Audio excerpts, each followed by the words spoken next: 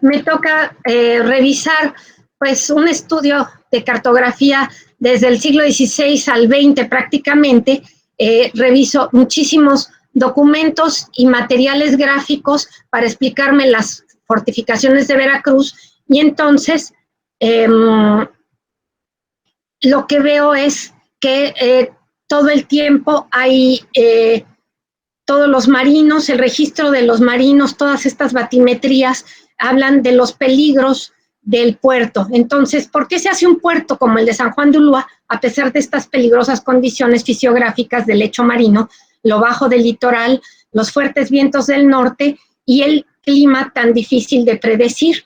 Entonces, vemos que hasta la fecha todos estos accidentes marítimos son increíbles, cuando desde que llega Hernán Cortés, la zona donde está Veracruz dice que son unos arenales despoblados donde siempre había muchos mosquitos, no hay bastimentos, el puerto no había tierra en que se pudiesen sostener ni mantener, y entonces hay un problema. ¿Qué hay? El material, todos estos planos, ¿de qué nos están hablando? Entonces, yo los considero como textos, como el retrato de un momento particular, cuyo valor radica no en la realidad que se pretendió plasmar, sino en la forma de la interpretación y que quisieron destacar de ellas quienes lo ejecutaron.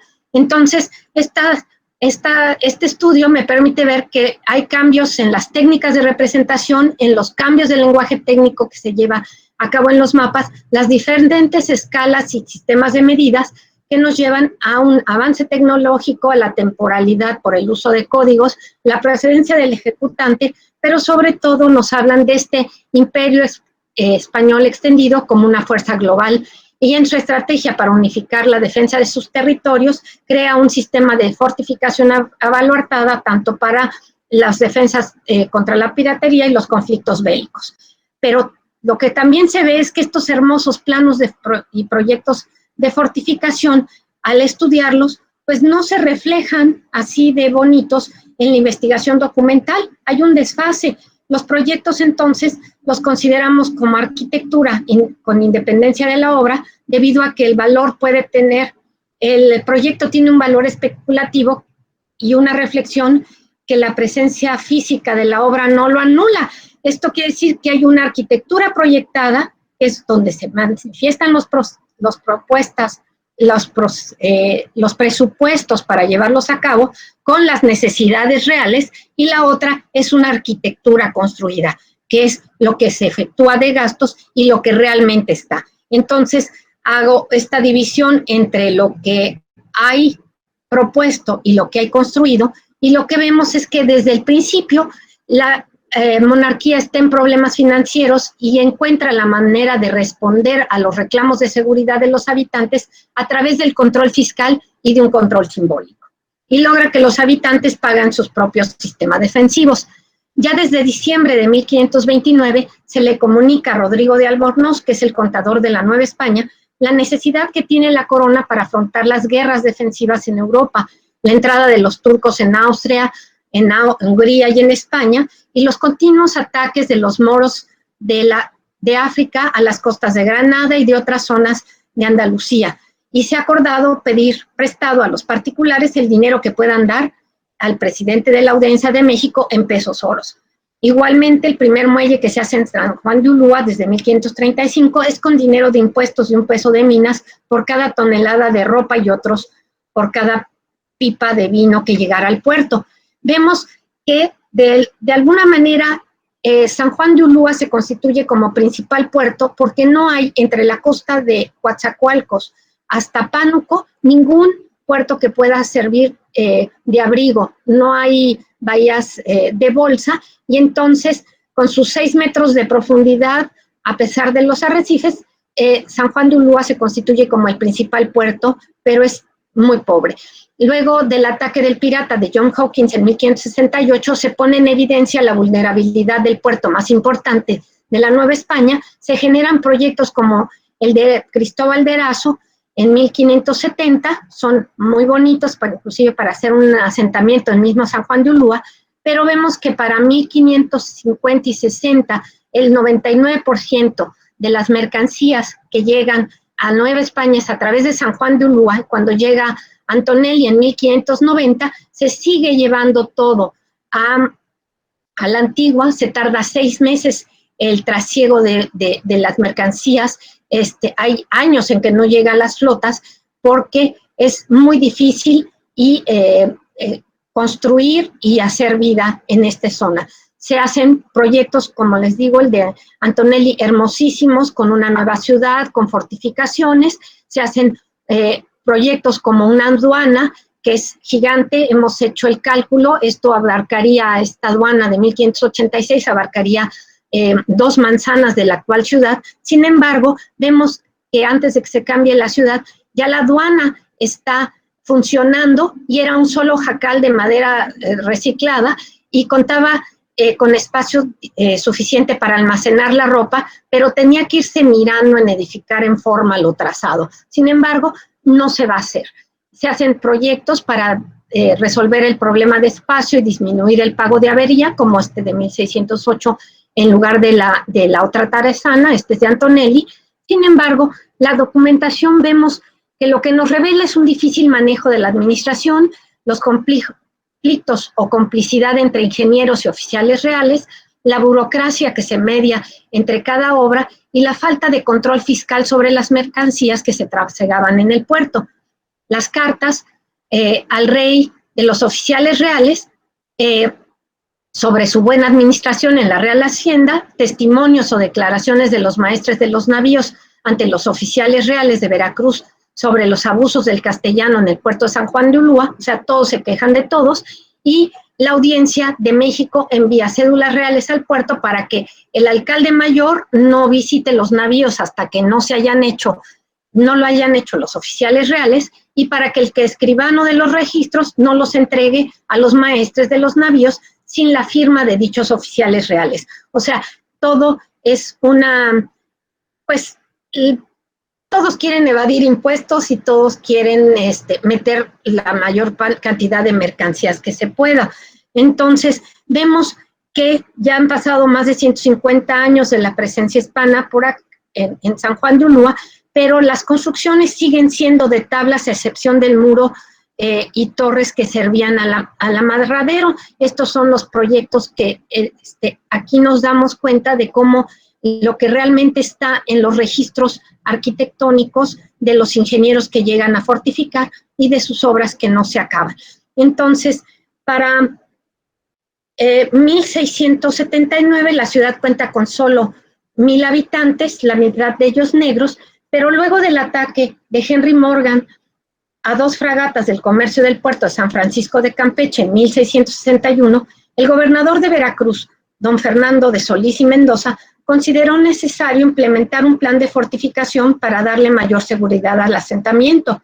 El castillo de Ulúa era fuerte por naturaleza debido al lugar en que se encontraba desplazado, pero carecía de la forma y del arte requerido porque siempre había servido más como puerto y abrigo que como fortaleza. En cambio, la ciudad de Veracruz se encontraba indefensa y en aquellos momentos en que se tenían noticias de que los ingleses pretendían tomarla, urgía cambiar el eje defensivo a la ciudad. Si el enemigo se apoderaba de los reductos que cuidaban el frente de mar, solamente había 2. El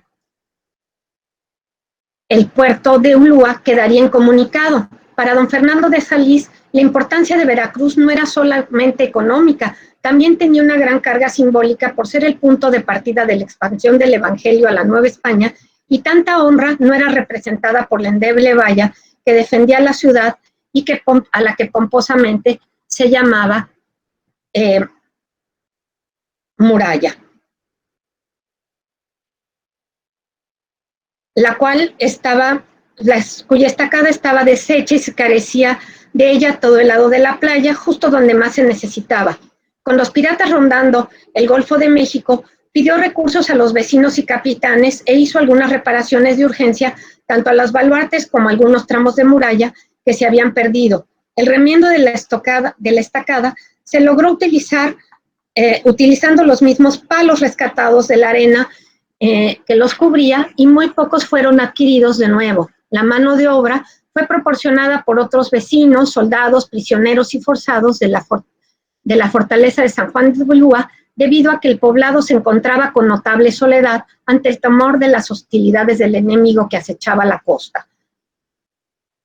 Se le pide un proyecto a Marcos Lucio, que es esto para fortificar la ciudad, porque lo importante es que se fortalezca, porque los vecinos amenazan con irse.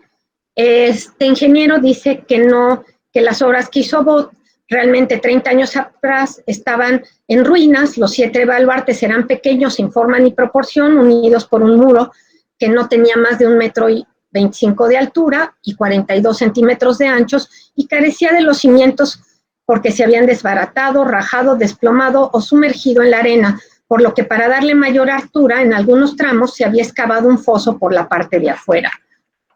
Vemos que los baluartes, como el de la Pólvora, que era el principal, estaban en ruinas y habían quedado en alberca sin estado, sin perfección ni estado, porque antes de que llegasen a tener alguna forma y poder servir, estaban ya casi deshechos.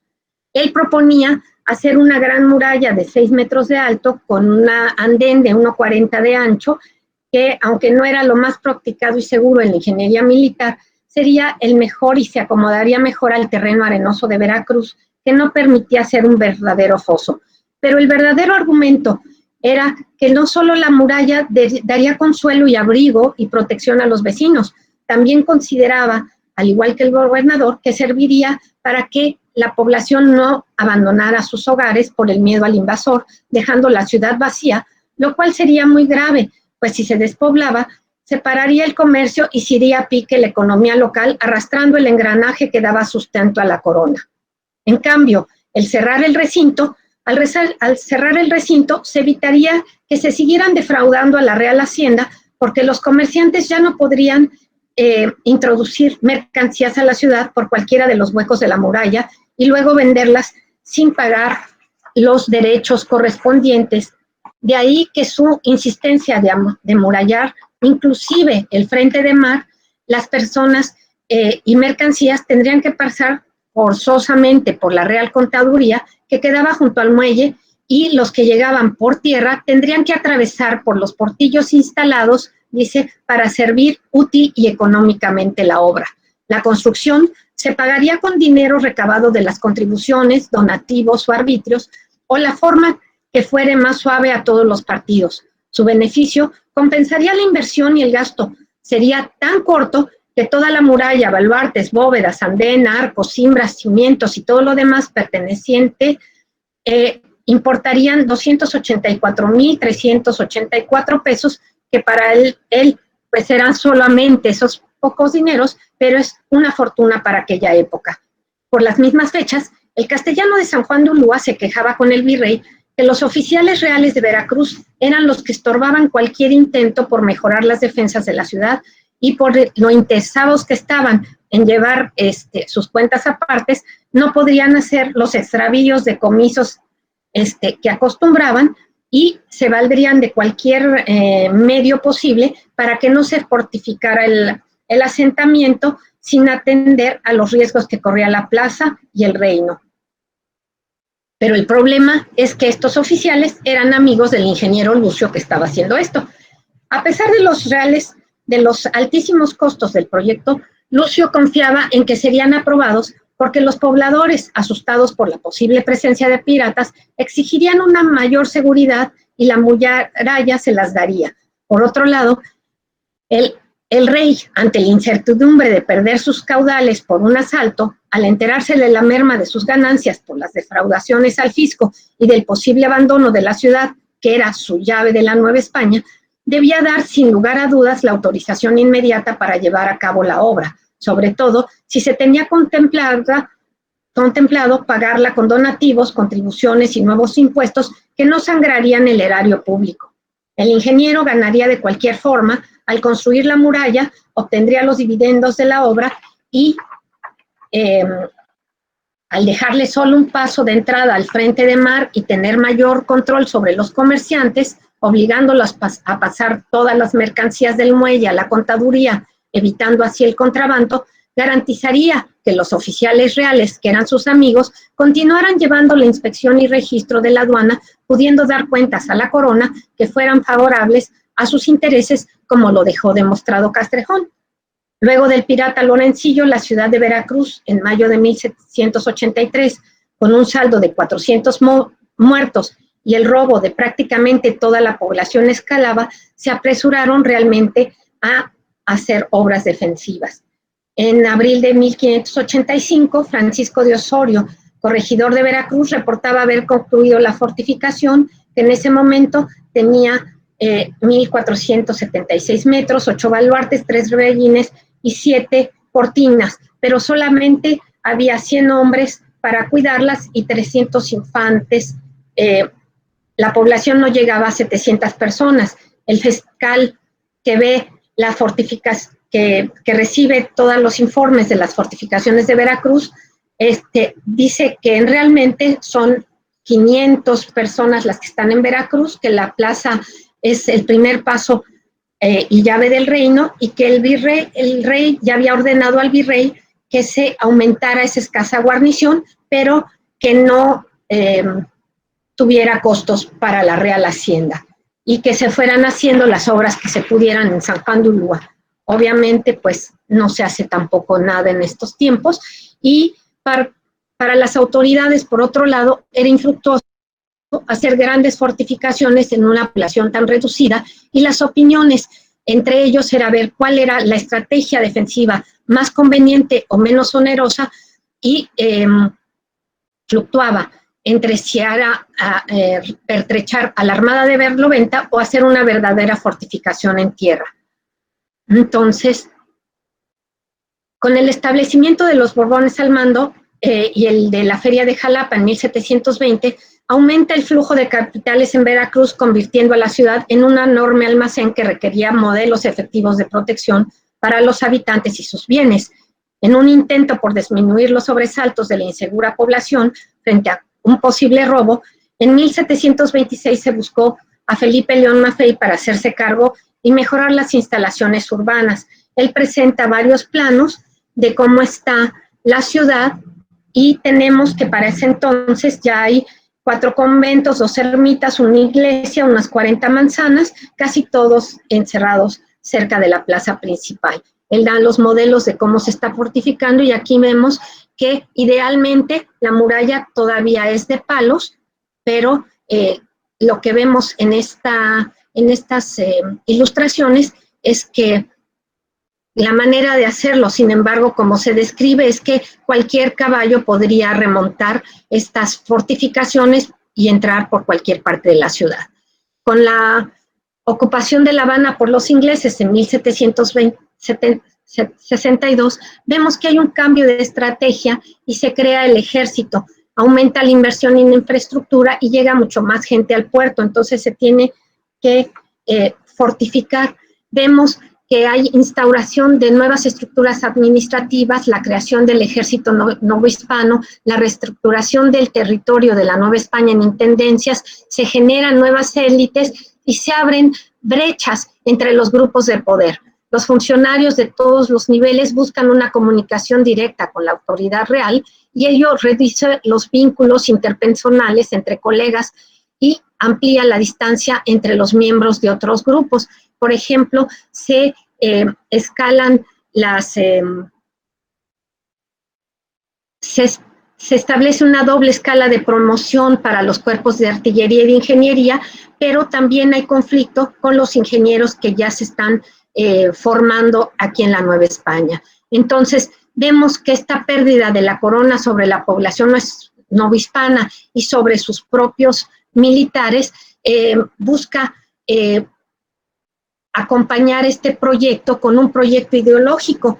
Entonces, y eso lo detectamos cuando vemos que en los planos, los elementos constructivos más importantes del sistema aparecen en los planos de ese periodo. Vemos que ya aparecen con 2 nombres, el de su tipología constructiva y otro relacionado con un personaje de la vida política o del santoral cristiano, precisamente como parte de ese proyecto.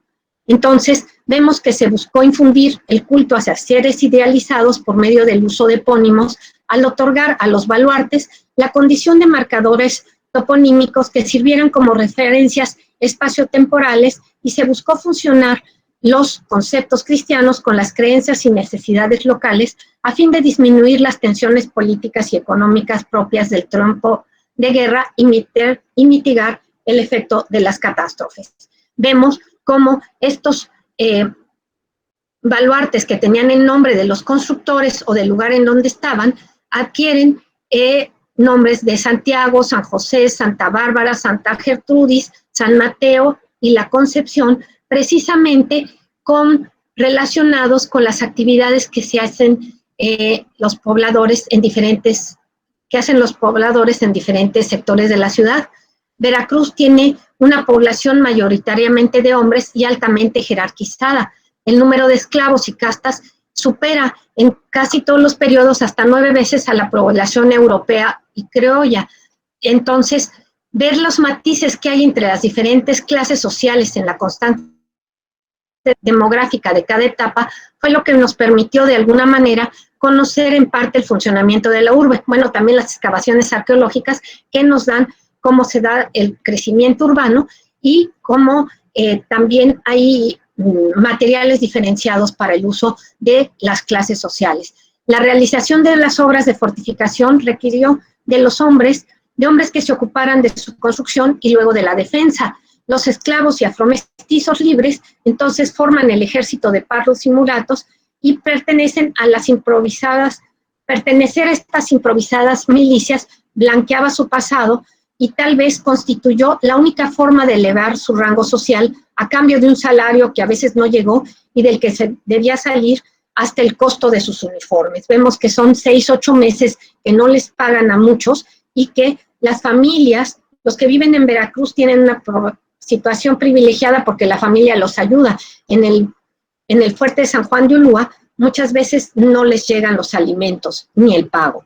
Las prácticas sociales y religiosas se realizan, como les digo, en función de la distribución urbana, de la composición étnica y posiblemente gremial de los barrios, con capillas, adoraciones, adoratorios, procesiones, juegos y fiestas a los santos patronos.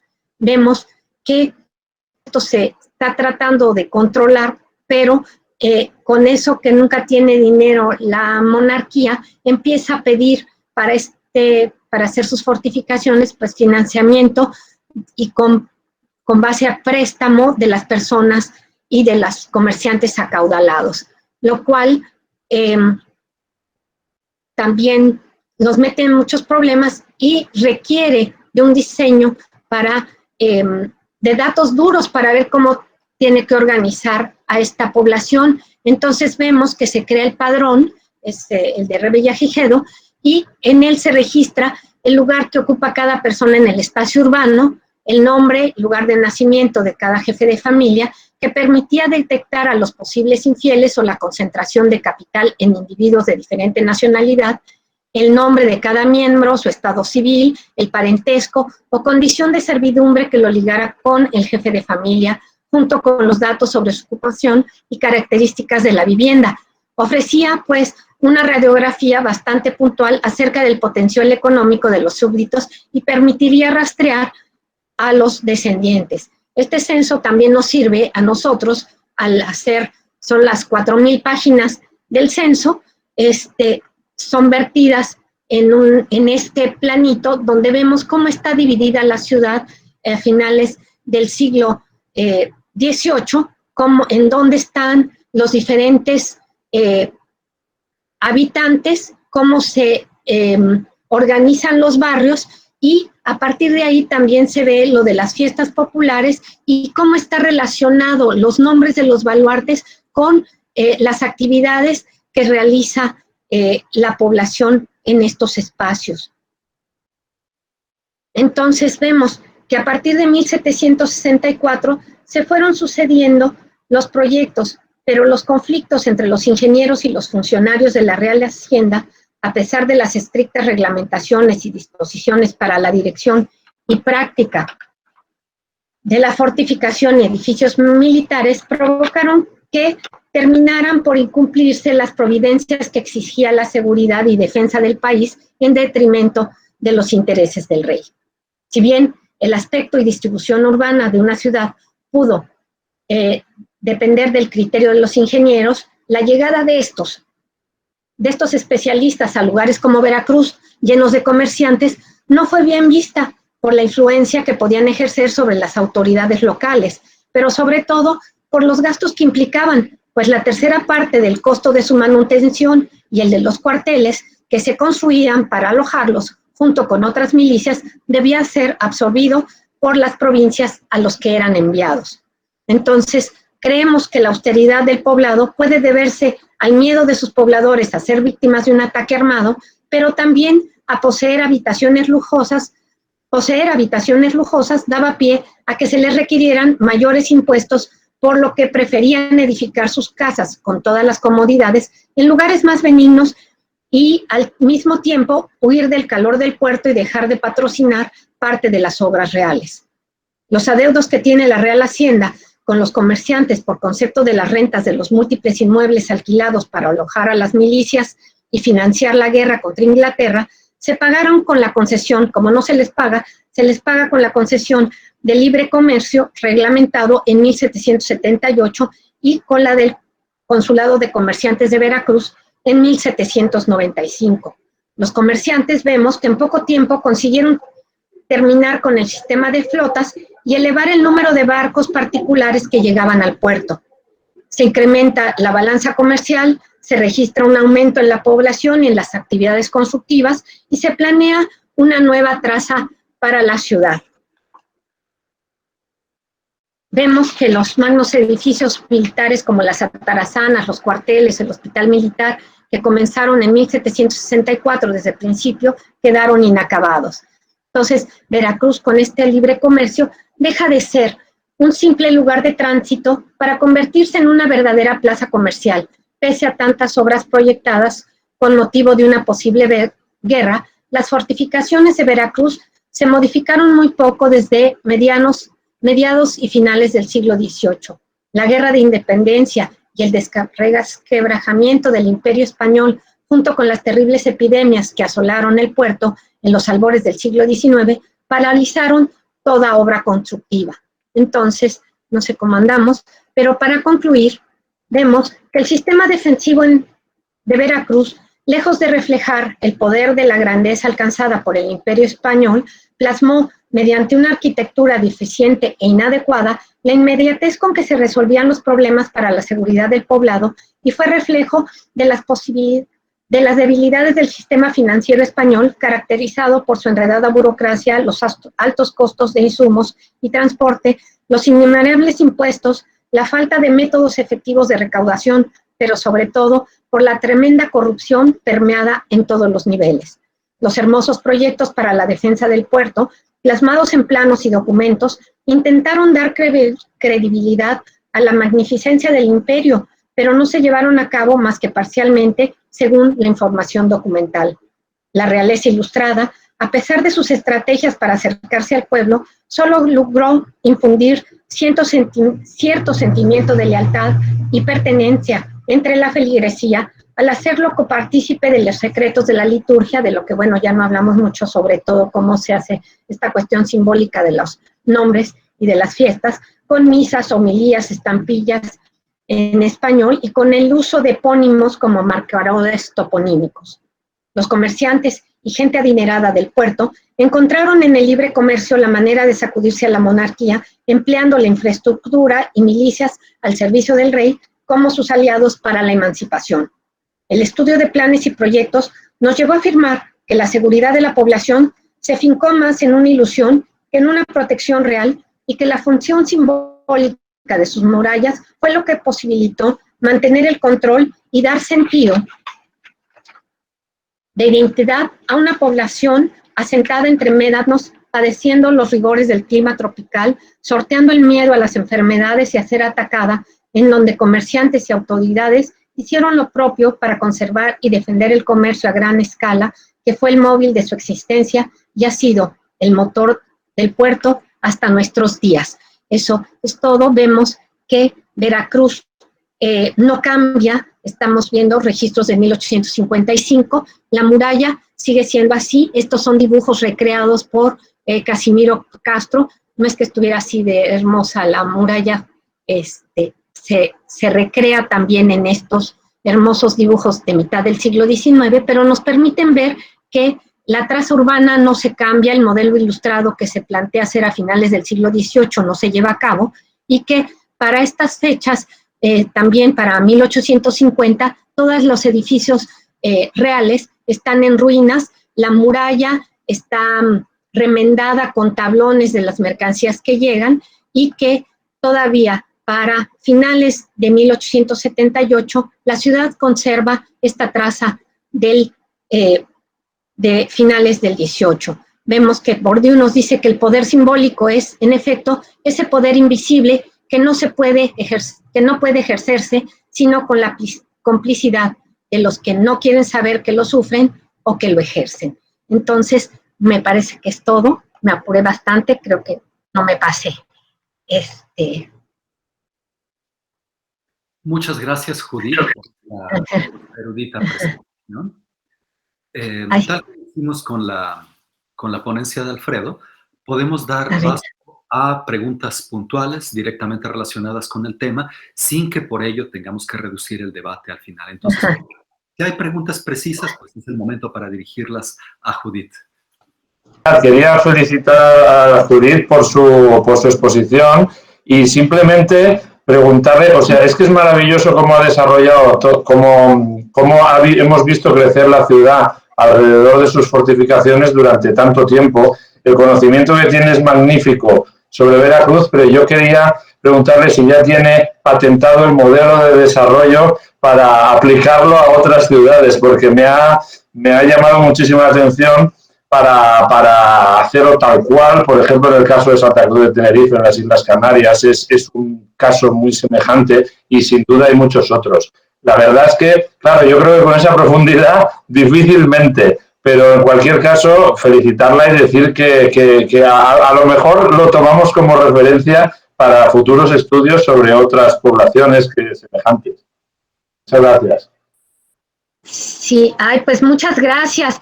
Pues sí, ya no hablé porque también, o sea, el lado donde están, por ejemplo, los carpinteros y toda la gente que trabaja las maderas del rey, donde se llevan a bendecir las maderas, está el baluarte de San José, que San José pues era carpintero. Entonces, el baluarte de Santa Bárbara, pues donde se guarda la pólvora, están los artilleros, y donde están, por ejemplo, el barrio de Minas, donde están todas las prostitutas, que son las mujeres que se declaran en el censo como lavanderas, que tienen casas cuyos precios son de 8 pesos, que no tienen, mujeres que no tienen apellido, que viven hacinadas o que viven en casas solas. Ese lugar está dedicado a Santa Gertrudis, que era una mujer que está arrepentida, etcétera, ¿no? Entonces, la Concepción es la que recibe, el baluarte de la Concepción es el que recibe a los marineros en su paso a San Juan de Ulúa, y la llave de la Nueva España es la primera torre que ven es la de San Pedro, y San Pedro, dicen, es el baluarte principal, el primero. Entonces, es el que tiene las llaves del reino. Entonces, así vamos viendo que todos los elementos arquitectónicos a partir del 18, con estos Borbones, cambian sus nombres les adjudican el del constructor, pero también esta parte simbólica que tiene que ver con las actividades sociales y con lo que se quiere hacer. El hecho de que también ya la misa se dé en español o que se impriman estampitas en español con los santos. El primero fue un carretonero, San Sebastián de Aparicio, que fue el primer santo canonizado en la Nueva España. Era veracruzano y era carretonero, ¿no? Entonces, tiene mucho que ver con esta cuestión de hacer copartícipe de esta cuestión ideológica para que se sientan como parte de la corona, como súbditos queridos, aunque tengan que pagar, los toma el rey como una manera de tratar de envolverlos en el poder. Si no es a través de esta protección, es con esta carga simbólica con la que que le dan a sus elementos arquitectónicos, ¿no? Pero bueno, es un trabajo grande porque es trabajado baluarte por baluarte con la población y los tepalcates que tenemos de Veracruz. Pero bueno. Muchas gracias, Sergio. Yo también creo que escuchar a Judith es verdaderamente una experiencia maravillosa. Ay, gracias. Muy pocas personas nos pueden dar esta información tan detallada y tan rica en procesos de tan larga duración, con tanta precisión y detalle respecto de la historia de las fortificaciones y de la arquitectura urbana de la ciudad. Judith, ¿nos podrías hablar un poco, un tema que tocaste muy de manera tangencial, la infraestructura industrial? ¿Nos puedes comentar algo más al respecto de los talleres, atarazanas, infraestructura de reparación de embarcaciones, todo lo que haya al respecto de eso? Fíjate que, bueno, a mí me tocó hacer, mi primer trabajo en Veracruz fue la atarazana, precisamente, como almacenes de marinas, empiezan en 1732, pero como no hay el fondo suficiente, lo que se hace es utilizarse como almacén para las maderas del rey y lo único que se hace es guardar cables, calabrotes para la reparación, para menores. Se intenta hacer un astillero en Coatzacoalcos, otro en Alvarado, pero no se tiene mucho éxito. Ya para fines del siglo XVIII en Alvarado se hacen algunas embarcaciones, pero en el puerto no. También Jaime Frank diseña una dársena dentro de San Juan de Ulúa para hacer reparaciones menores, pero en 1750 la mandan cerrar porque se convierte en algo muy peligroso. Cualquiera con una barca chica puede entrar y entonces se cierra y se hace el baluarte de San Pedro se amplía con grandes bodegas y es cuando se hacen los almacenes de marina y los talleres de las atarazanas para hacer, te digo, estas reparaciones menores. También tenemos una maestranza de artillería donde se fabrican prácticamente cosas muy menores, no hay fundiciones, no hay nada, todo se tiene que conseguir. De hecho, hasta las maderas vienen de Coatzacoalcos o del río de San Pedro y San Pablo,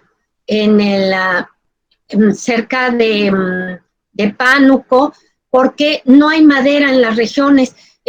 Vemos que para las construcciones principales en el siglo XVI se utilizan las maderas de los barcos que dan al través en el puerto y se pide a cambio de botijas madera de Medellín a los alcaldes de Medellín o de la Antigua, madera de los árboles de allá. Todo estamos viendo, en Veracruz no hay agua, no hay madera y no hay fondo suficiente para hacer ningún tipo de astillero, ¿no? Entonces, las casas son de madera hasta 1730. La construcción con ladrillo se empieza a hacer en una ley de cal y canto después de que se incendia varias veces la ciudad.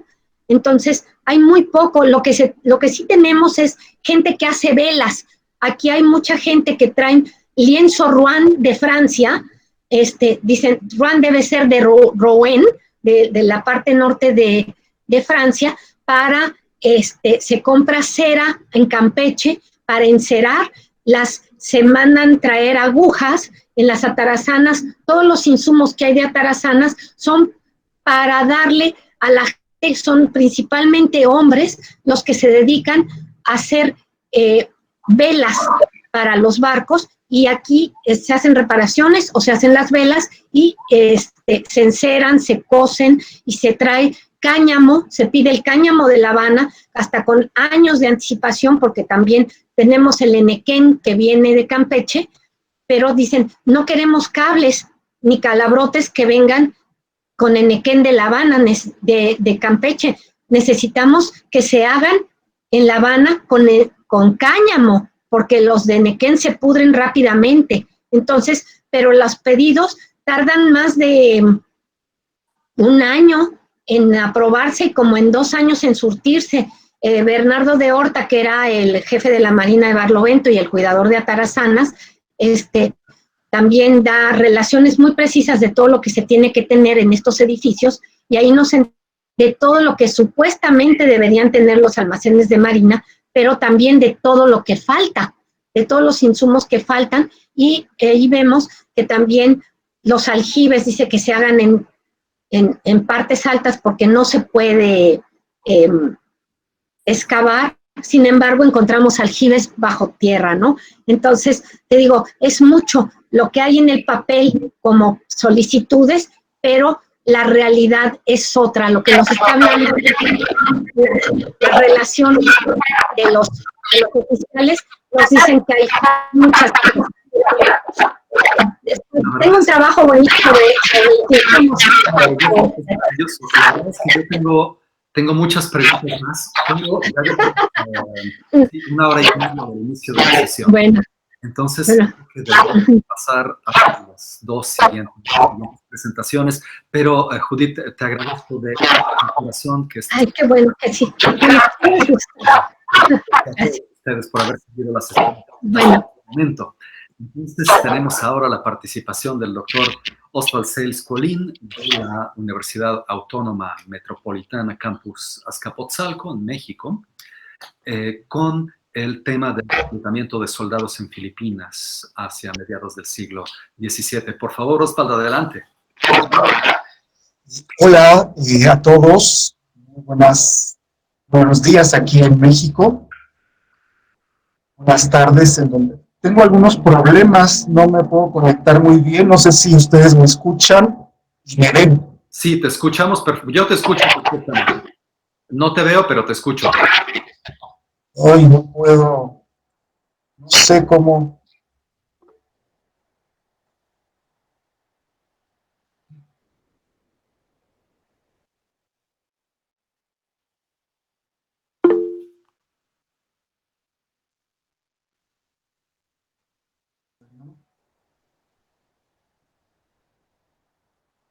Muy bien, allí se te ve perfectamente. Sí. Bueno, no sé qué pasa, que no puedo verlos, pero bueno. Tal vez te puedes desconectar y entrar de nuevo. Ah, perfecto. Perfecto, entonces, si me permiten unos instantes. Por favor, entonces puedo plantearle otra pregunta. Ah, claro que sí, claro, adelante. Sí, Judith, quería preguntarte al respecto del conocido tema del peligro de la insalubridad en climas portuarios para ejércitos invasores. Si nos podrías hablar un poco al respecto de este factor verdaderamente estratégico de la ciudad de Veracruz y su relación con la desaparición de la muralla, en lo que llega a Ost, para que, bueno, no perdamos la dinámica. Bueno, vemos que la muralla nunca fue tan grande y sí se quiere quitar por problemas de salud, pero sobre todo por el crecimiento comercial. Entonces, hay tanto comercio en un momento dado, ya a finales del siglo XIX, pero ya estamos hablando del siglo XIX cuando se quita, que se atropella a la hija del alcalde en la Puerta de la Merced y empiezan a derribar la muralla, la gente no